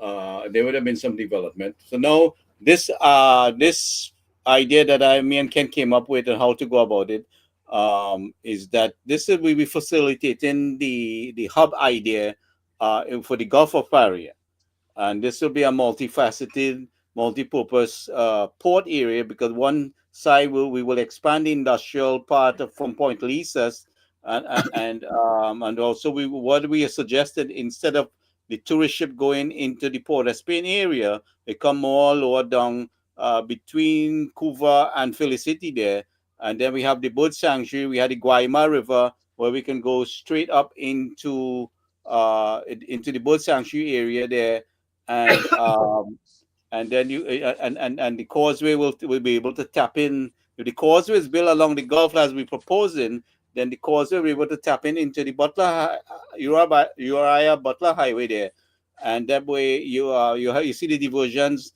that Ken illustrated there with the yeah. yellow for the roads and the road, and now we have park and ride um, by Felicity there, where you can, you can get leave your car. You could either visit the sanctuary, or take a bus into Port of Spain, in and out. And the way we propose the causeway is that if it comes along the side there, you could wrap it into the Beatum. You could go all the way up to the water park in Chagaramas. You could exit off into Port of Spain higher up, so you bypass that carnage traffic, coming along this line here, because you'll be able to jump on the causeway. So instead of coming to carnage all that traffic, you jump on the causeway. Correct, correct. Yeah. And yeah, If Gary, I'm, yeah, Sumad. was this plan, this causeway plan is a very nice and achievable plan, but was it one of the 128 projects that Jolene John and they postulated? Anybody knows? I don't know, but this is my discussion that I had with the Prime Minister when I was talking ideas, and Mhm. I asked Ken to help me materialize it so I can present it uh, to her, because I reminded her recently, and this is why I asked Ken to put it together. Okay. And I sent it to her so she could see what we were talking about. This was also sent to Jolene, John, the Minister of Works. It was also sent to the Neil Minister of Gosain. Transport. It was also Because sent to you Neil know Gostein, the it MP for Sugar West. it all starts with money, as we will see. Well, I mean, listen to me. We are working on the investors, and the main thing is within the few months, you see, we are tracking the interests. You already see that development taking place, which you didn't see happening under the previous government. The Yeah, things yeah. went dead, and so I have hopes, high hopes, because the fact that you're seeing the interest materialize, you're seeing the oil companies showing an interest, and you're hearing about things, wells that you never, all I was hearing about it last year is Dragon Gas. So the only one thing we could deal with was with Venezuela. Everything else got shut down. Everything became non-existent. So now you're Correct. seeing, hearing about new developments, new wells, new things coming up, revitalizing the things that they killed. So we have a lot of work to do. Yes, we have a lot of work to do, but the Lot, team very a lot, capable. They're very capable of doing it. a lot And of work to you do. know, also in Central has a lot of potential. There's a lot of open spaces in Central, open plots, open lands, open area, right? Mm-hmm. We were talking about noise pollution and stuff, right? And trying to look at an alternate venue or venues to hold these cultural events or carnival fetes and so forth.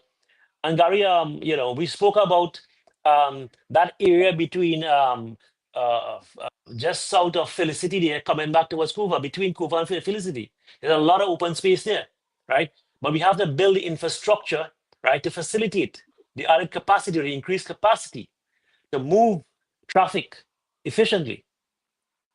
But right now in Central Trinidad, and anybody who goes to Central, lives in Central, they would complain about traffic congestion. This plan, if we phase it out, would address or greatly impact the traffic congestion in Central Trinidad. Right? I mean, peak hours. You try to get to what you may call it, the Price Mart on a Saturday evening, around movie time or something when a movie starts, or just people just going out for dinner and stuff. It's a headache, right? And that's just a 5 minutes or 10 minutes drive from Charlieville to just go across the highway right in Price Plaza and back. You know.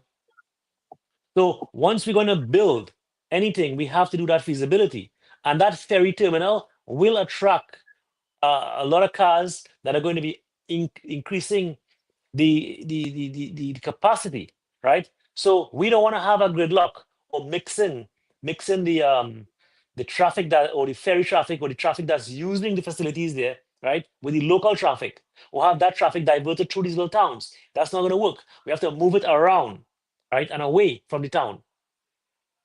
So yeah, so it would address the traffic congestion in Central. We will see more development. We could even propose a multi facet center to hold events, fetes, everything in Central, and everybody converge from the southern part of the island, the eastern part of the island, the western part, the northern part. Everybody converges there. in central Trinidad, right?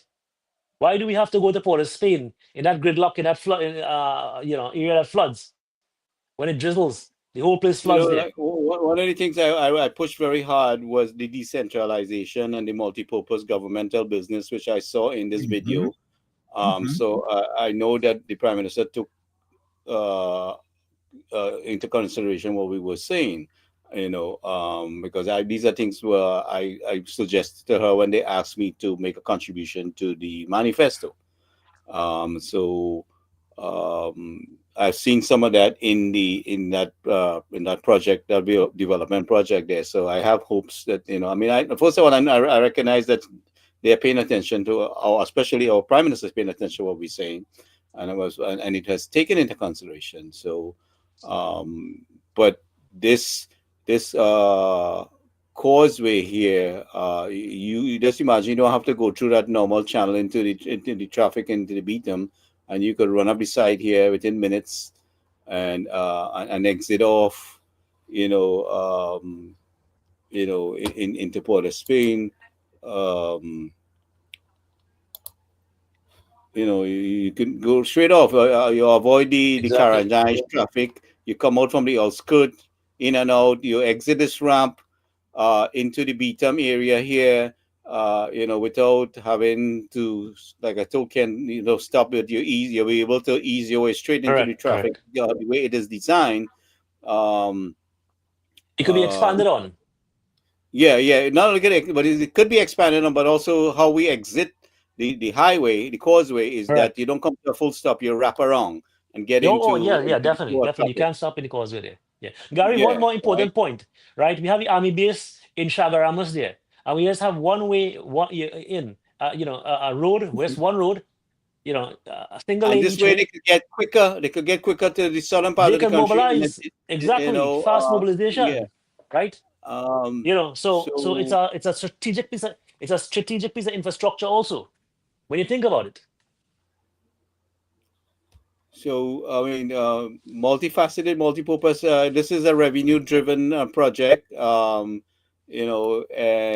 definitely, something to be considered. Um, in other parts of the country, we could expand as they come along the southern range. But this was just for the sake of just accommodating the current funding. And then we will present other ideas to expand. I mean, this side of the country here, I mean, definitely has to be developed.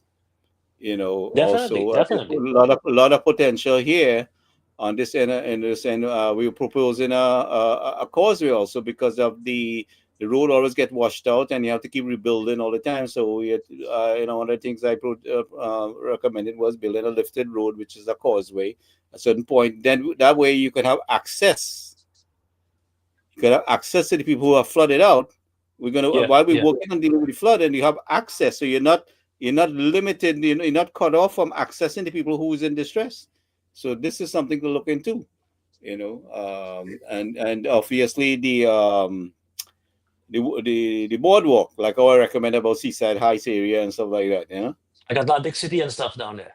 Mm-hmm. But yeah, look at that. You could get on your vehicle from Central. Obviously, you live in somewhere in Lange Park or wherever somewhere there, right? And in a matter of 20 minutes, you in Manzilla by the beach, right? And that area it will open up for tourism also, right? If you don't want to go to Maracas, so Maracas is crowded, right? You have an alternate also to come down to Manzanilla, Mayaro, right? You open up the whole place there, right? We'll see a lot of businesses, spark a lot of business development, a lot of commercial activities and so forth, right?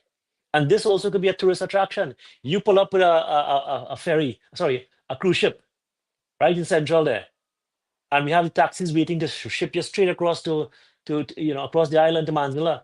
We're eating a roast fish, you're relaxing, you're drinking a coconut and stuff like this. And then you head up to Toko, you can look at the turtles up there, right? And you're back. So Yeah. You see, moving traffic, moving the people around and efficiently moving traffic is very, very important. I don't want to critical. spend 2 hours going to Port of Spain each way. That's a lot of productive time there and a lot of stress. So I think a lot of people in Trinidad and Tobago will appreciate this proposal, right, to expand the network, ease the traffic congestion, and spark development and commerce along the alignments and along open up certain areas that people don't even know about, right? In fact, I can't remember when last I ever ventured to Beach or this place Plumita or something like this, right? I don't know about these places because it is not accessible. It's very remote, as the girl said here. Um, Suma that girl from Beach here, she's a nurse in Canada, Fazia. right? Fazia. She said, Ken, sometime when it rains there, we definitely getting a tree falling across the road, and people have to take the cutlass and cut the tree and remove it and all this other stuff. That's like ancient civilization. These people are removed, right, from or isolated from the rest of the island. What if there's a medical emergency there, right? So all these things we have to think about and open up the island. But I think the Ken, project, this phase one, addresses all of that. Ken, they closed down an entire school in Beach, and children suffered for 15 years. 15 years. Well, Brand that new should. high school. Well, Huh? I think Gary will agree with me. That's going to change, right? We can't be having people, some parts of the population living in ancient civilization or isolated No, because of poor infrastructure. what this is when they say geographic Look at the screen. Look discrimination. at the This is screen. what Look they Look at at the what mean. Gary have here on the screen. This is the Atlantic City Boardwalk, Mm-hmm. right? Imagine we have something like this in the East Coast along, Mayaro. or even in Central, Yeah. or even Manzilla there, right? I'm saying the Mayaro stretch, Manzanilla Mayaro stretch Correct, area. correct, Correct, right? correct. And you We will incorporate put that it with place in the the map.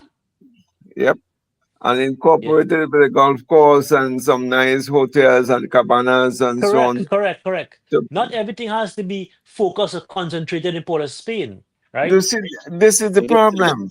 what I was proposing, some years ago. But anyway, if we can do this, this is good investment.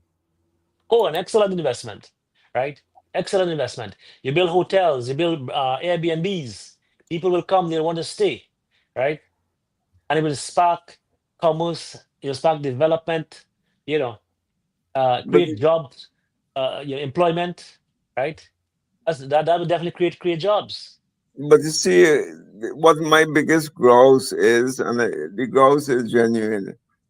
Unless the ministers and the government themselves have buy-in into these projects, none of these things is going to take off.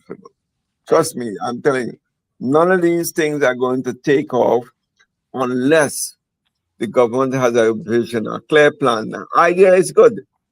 The idea to develop is good. Yeah, should be part of the tourism and trade ministry then. But you have one person or two persons who went and tried to get monies, right? Jenny John and the Minister of Planning, Kennedy. Right? Saddam went as well. Now, the government has certain priorities. And who knows whether tourism is a priority rather than employment or the payment of the 10%, which is a priority. And they have to weigh these. But you have to understand, not everything is being discussed in the public open domain right now. That you have to understand that. I mean, there are quite a bit of things that in the possession of the prime minister that she will share as time comes by. When it's ready to be discussed. I agree. It's just like the national security issues here. There's not everything that she can tell you, and on all the drama that's taking place, it is not reasonable to be discussed right now. I mean, what she is doing in your best interest. So not everything will be unfolded directly. So there might be a lot of things happening that you don't know about. But you see, this is a part of communication. Unless it pertains to national security, you have to get buy-in from the population. Right. You have Well, I mean, it will. I expect it to be in due time. No, But definitely.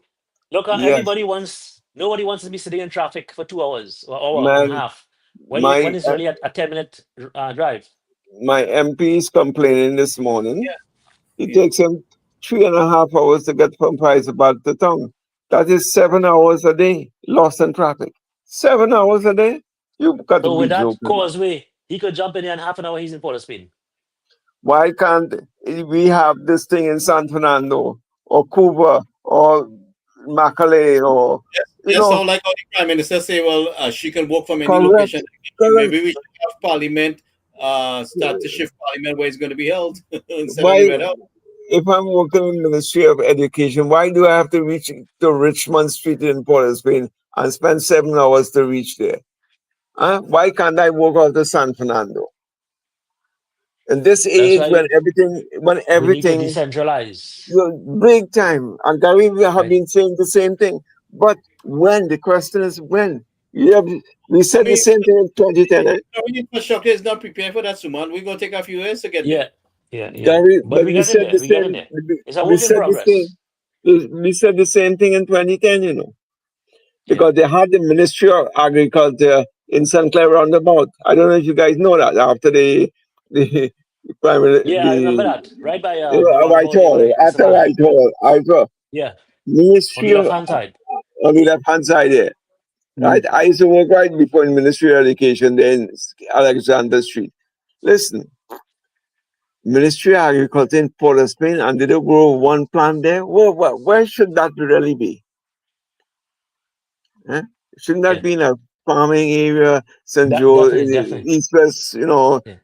something like um, South, around West South or something like that, or coming down to Central, Mhm. or even down Pinal or Davie or something like that? Why you have it there? And the same goes for a lot of people. Most of the people who work in these ministries live south of the Caroni Bridge. They don't do the Yeah, statistics, but I will tell you about it. If they do the road, they try and put the markers across the road and check the vehicles going on, the times they go and come. You really realize a lot of people just going to town to kill time, collect a salary, and coming back. No, not much productive work. If that is the case, then save the damn people their horror and do sub offices in the Southland, in the Eastern region, Southeast region, and so on, and scatter the people around. Now, check how unfair it is, eh? If I'm living, for me to separate, I have to get a car. I have to buy a car. I have to maintain that vehicle to get into Port of Spain every day. The people who live in North, Diego Martin, and East West Corridor, St. Joseph's, and they hop on the priority bus route and they get to the workplace before you at a fraction of the cost. You understand? And this is yeah, what bugs me, and I've been saying this thing all along, that the people in the north don't have to go through what people in the south goes through.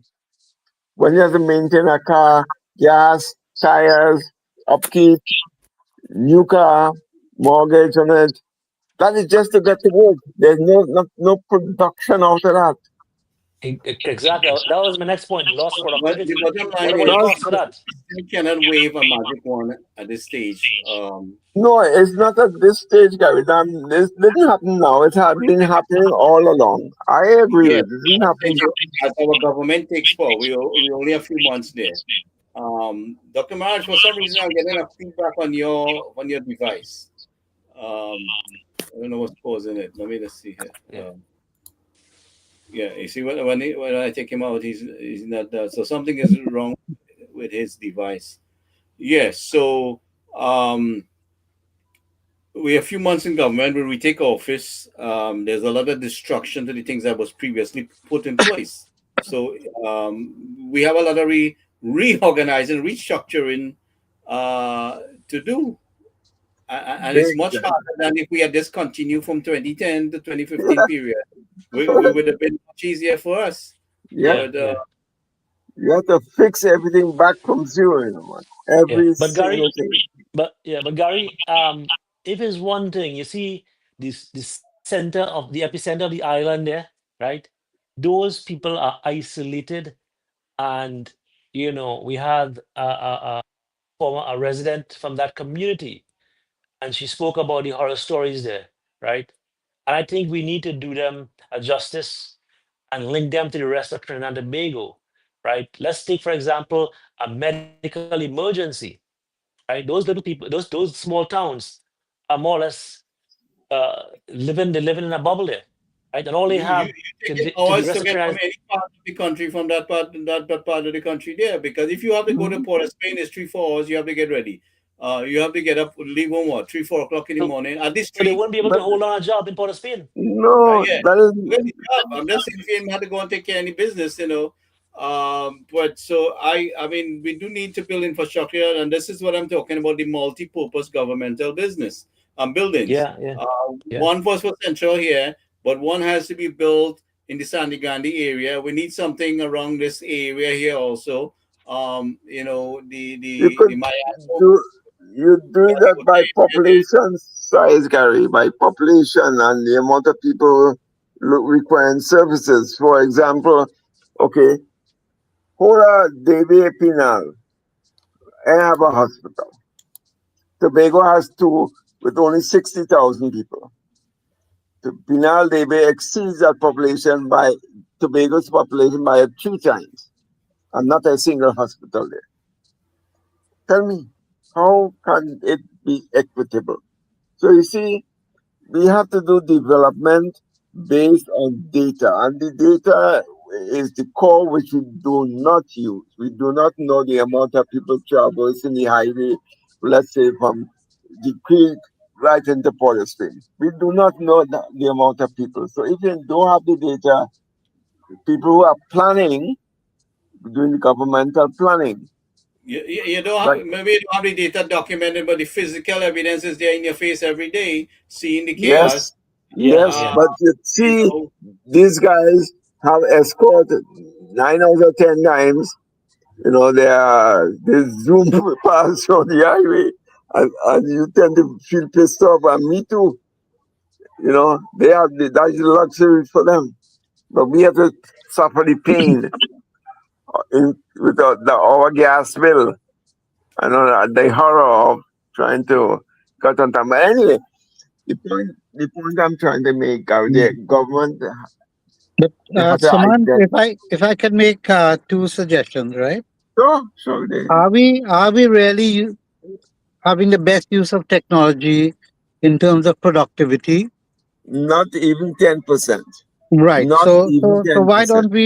why don't we look at that, and therefore the presence are actually on the job at the offices, we could cut that down, right? That So is what I'm saying. That's what we I'm need to saying. look at that very instead of designing more roads and so on. I'm not saying no. Go ahead and design roads once it's feasible and there's some economic justification for it, because at the end of the day you have to pay back loans. Jump high, Mhm, jump low. You have to pay back loans. mhm. So what can be done with regards to technology to ensure productivity but not attendance, physical attendance? That's one. Yes. Secondly, why don't we have 4 day work week? 4 day work week. You have 5 days working, so somebody will always be on the job, but not 100% every day. Not 100%. So you could take away effectively 20% of 20%. the traffic 20. of civil servants. Yes. Now, the, the the, So same. I'm saying there are other working, creative we ways have to to expand on consider. the working remotely. We have to expand that technology and don't bring people who can work remotely out of office. I mean, into the office area, especially if Yeah, they're but working in the forestry area. Gary, let's say I'm here, right? I'm in Paris about it. And why can't we have the same multi-purpose? Just a shell. All I need is a shell. And I have people from education, people from finance, people from agriculture, people from national security. You go into that center there and you log into your head office and you walk out of that location. Similarly, you do it after Ray Claro, after Davy, after Maruga, after Oh, you Seafield. work from home. No, Well, not a, there is a lot of things about working from home. They say that, oh, the Well, people don't y- work and this and no, that. what you could do, you could have a hybrid no, no, no, schedule, no, right? no, no. You work three You think Yes, about days it, from the home, more 2 days in people the that you could office. take off the road, right? the more people you could take off the road. First of all, you're saving pollution time, and the person who is not traveling, it could spend more time doing their job and working a more effective way, because you don't Yeah, deal with that hassle of the traffic, right? Number one. So we eliminated the traffic, we eliminated the pollution, we eliminate the cost of real estate there. big And time.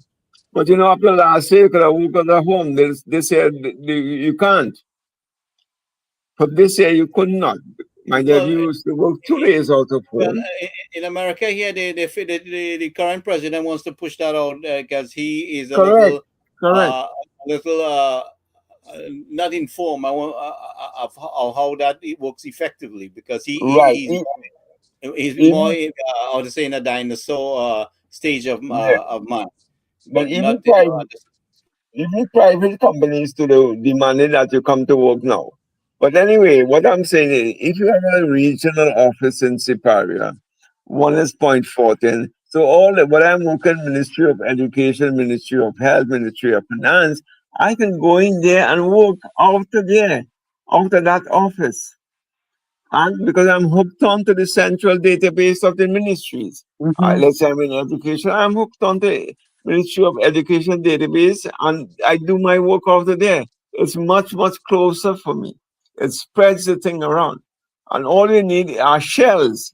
Shells. talking about And satellite Yeah, offices, but Saman, I think that's a brilliant idea. But a very big advantage is that you have your civil servant colleague right next door, right correct, next door. correct. So if one ministry, you have to talk to the other ministries right It's there. right, You meet over right lunch there. and you discuss Correct, something. correct. I'll You tell you, hold I'll tell you my meetings. experience, my experience. When I joined Citibank in Port of Spain, all the offices were so close. They're all the cubicles and everybody right there. You can Mhm, shout at a, at a colleague and get things done. correct. Then we built a new office. We built a new office around Port of Spain, and the offices were separated a lot further, and the whole culture changed. Yes, Now I the know. boss, first time I saw suspenders in motion. The guy, because he went into this new building, he put on suspenders.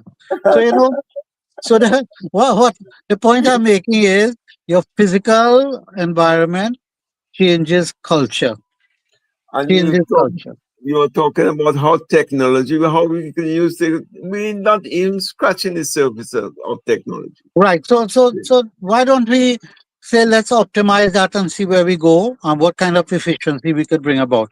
We are using 20,000 uh, tw- uh, 20,000 barrels of gasoline per day. 20,000 multiply by 100 US dollars. That's about the cost, right? And if we can reduce that, don't you see how much foreign exchange we could save? We could have that for export. So we But have to have a thorough economic analysis of all the ideas and then make a decision based on that. definitely, definitely wait. But But let me make a last point. A last point. 70% of those employed in Tobago are employed by THA.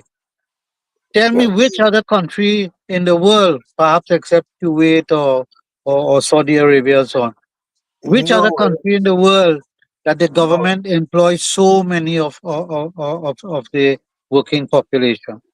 yes, I know. I had that problem in Tobago, and I was the economist in Tobago, and I identified that problem. And you know what I was told by the political organization there is that if we do not employ these people, they will not be employed. They will remain unemployable.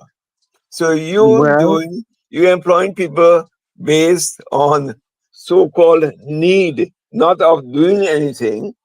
That's yeah, how the productivity level is so poor right. So the over there. question, Saman, where is the funding coming from? The central Because when they government. worked out, when they worked out the revenues for Tobago Houses of Assembly was only about 300 million, Yes, only 300 million, but their expenditure is more than 4 billion TT dollars. So correct, who's subsidizing that? correct. You and me, we subsidizing it. I, the you know, as Be an subsidizing economist, it. I see a lot of things that needs changing, and I really hope that we get another 5 years and start to put things in place. I It will be breaking history, as we say, because no party has ever gone for more than made a double, Yeah. other than the PNM. No other party ever after since 1960 to now, that's close to 85 years. No party has gone made a double. No, So, PNM just did. PNM just did. other than PNM, sorry, any Yeah, part, with no party other 20. than Yeah. PNM had made a double. Even when they lost 1986 33-3, PNM only got 3 seats. Yet come in 1991 and they came back into power again. Mhm. So you Well, see, Pandey made a double, but he didn't finish the yeah, term. yeah, But those he three made guys just, he, you he made know, he made 6 years. he made 6 years. So, so Yeah, but he needs. in all due respect, seriously, the government has good plans, and that's what it is, plans. As if they're going to take or if this Causeway initiative is not in part of their 128 projects, we will have a fighting time to try to sell this to them, even though it makes economic sense. Because they already identified what are they going to do. That is the revitalization plan. They're not open to new ideas again. This is like, this is it. The most they might take one or two bits here and there, but they have clearly mapped out development for Trinidad and Tobago. You see? And this is the scary part. As did any one of us know that there was going to be a revitalization plan so that we could have gotten our inputs into it? So Gary, you and Ken would have said, okay, instead of doing this part of your research, why not do the causeway instead as an alternative option? No, No, that no, no, was no, not no. done. I think you have the wrong concept there, Suman. No, Gary, that is quite true. Ma- I was never consulted. No, there was no consultation. not after government, but what I'm saying to you is we were asked to pool ideas, and in fact, a lot of things recommended, I see it in that video there. So I don't feel sidelined or anything like that. I mean, so I mean, Well, I feel very what sad. like I said, I I mean, reminded the prime minister, and I submitted this design that Ken did. So there is time for it to be included, absorbing the system. It has been well distributed, so I mean, I don't see no reason why it can't be. So I would not jump the gun and make any conclusion no, I'm not until talking about the manifestos and them. I'm talking about this no. revitalization. Okay, so what I'm saying to you is you made a manifestos, but I gave direct information of what I thought should have been done. And I had several reminders. And in fact, when I saw the video, I reminded the Prime Minister again about what we had recommended. And this is when I sent her the design, because Neil was already expecting us to send him the design. So Mhm. I told her that I said I would send it to you when I get it ready. Right. So this is what I did. So what is done with it? Like I said, we could make a recommendation. We in no power, we no Yeah, authority to enforce anything. So there's no need to get uneasy about anything. We're making a no, recommendation. I'm not. Whether it's absorbed, all well and good, but we are making a Yeah, recommendation. once it's always the betterment of the, I'm happy with that. But what I'm saying, you have to get buy-in at certain points in time. You have to get buy-in from the Well, we various also have to lines. give the government and the prime minister some time. I mean, And our ideas have been taken into consideration. Yeah. They will decide. The minister of works will decide how it fits in. Where they could fit what in, what part they will take and what part they won't take. And we have our civil engineer at hand here to make any adjustments. Correct. Okay, And guys, it's again, we could past. expand. We could expand on what we're proposing. It's not set in Well, mhm. stone. thank you, Right? Veda. I know we hold you up quite a bit. Yeah. We No, you Yeah. have, go ahead. Well, we'll be in touch with any kind of economic discussion no, comes that's along. fine. We'll chat again. Yeah. You may have heard that I'm on the board of the National Investment Fund. Oh no, I So didn't hear about that. I didn't yeah, hear about so yeah, they put me on the board. So I have to prepare for a board meeting tomorrow. Oh, Um, congratulations. At least your yeah. board meeting Congratulations, is good. Vince. That's So nice, man. the next, Suman, you, well, Don't say, don't say, don't yeah, say. it's very. Let me ask you. It's very hard to get people to talk, intelligently on finance. Yeah, yeah, yeah, yeah, yeah, yeah, yeah. You See, manage treasury, right? yeah, Let me. I was a financial controller 12 years in Miami Beach. So So let me tickle your brains. as well. You ever see a fund where they borrow long term? They borrow long term, right? uh-huh. A bond, 10-year bond, fixed rate. So that's on the liability side, right? Right, correct. And you invest in equities, market Mm-hmm. equities, any share, FCB, Republic, whatever share, Right. and those shares now are assigned to the bonds, right? Uh, So it means to say you have to hold those shares for the 10 years. 10 years. Yeah. What risk is that company exposed to? Serious risk, man. Serious risk. Let me You Serious. guys tell might you. want to talk about some Let of the me funds. tell I'm you. not sure you want Think to. about it. I want to call you on it because I already expressed concern. And Serious. this this whole model, this whole business model designed by Jerry Hospitalis. Jerry Ah, knows yeah, nothing about treasury. yeah. I work with this guy. Oh my God, Oh man. Lord. He knows nothing about treasury. Nothing. He Nothing. could talk his crap. He talks crap out of his nose. Like he knows everything, but he knows nothing. Seriously. So so I have to go now and research Black Scholes model and look out for these kind of Ah, yeah, value yeah. at risk, VAR. Yeah, So, yeah. these things. So I need to explain all of that to the government. I don't have a problem with it. All I have to explain to the board and to the management and to government, I said these are the risks that we're Risk exposed to. So, we could make a decision and rock back and sleep for 10 years. And as Pandey says, wake me up after it's over. That's 10 years we wake up and see where this share price is. Is Oh, that Lord. National Investment Fund? Yeah, yeah. That includes FCB in there? So, No, they want to put FCB in there. oh, okay. So we Yeah. already have about 4 TGU, Yeah, which is then we have Republic Bank. We Republic have Holdings. Republic Holdings. Or Republic Republic, Holdings, yeah, Republic Holdings, because they and then own a lot of Clico assets. Huh? well, it was the Clico assets they put into the fund. Okay. But you ever came across a fund like this? That's the No, question.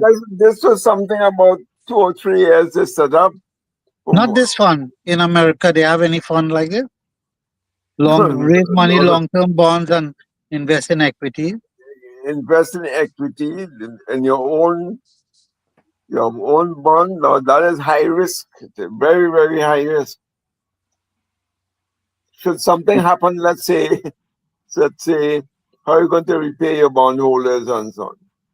Exactly. You Well, know, the only thing is that it's an unwritten kind of guaranteed by the government. In the end, yeah, government will. that's what Yeah, it is about. Yeah, but that's not on no, the books. No government guarantee on the book. it's a word of mouth. Yeah, kind of.